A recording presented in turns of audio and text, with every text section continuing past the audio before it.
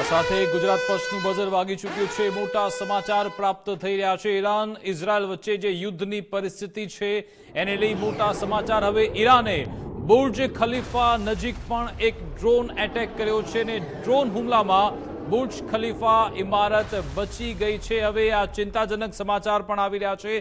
પહેલા દુબઈ અને હવે અહીંયા સમાચાર છે કે બુર્જ ખલીફા નજીક પણ ડ્રોન એટેક કરવામાં આવ્યો છે। હમણાં સમાચાર હતા કે દુબઈના પોસ્ટ એરિયામાં એટેક થયો છે અને હવે બુર્જ ખલીફા નજીક પણ એક ડ્રોન હુમલાનો એટેકનો વિડીયો સામે આવ્યો। આ ઇમારત તો બચી ગઈ છે।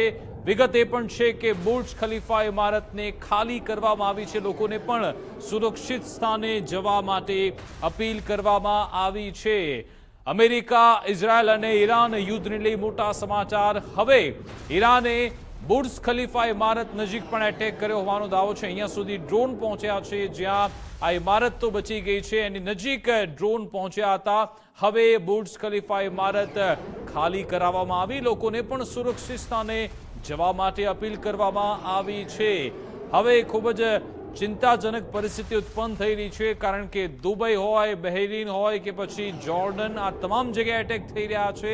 સાઉદી અરેબિયામાં, કતારમાં પણ એટેક થયા અને હવે વિગત મળી રહી છે કે જે સ્થાનિક રહેણાંક વિસ્તારો છે ત્યાં પણ એટેક કરવામાં આવી રહ્યા છે। એટલે કે સામાન્ય લોકો પણ આ યુદ્ધની પરિસ્થિતિમાં હોમાઈ રહ્યા છે।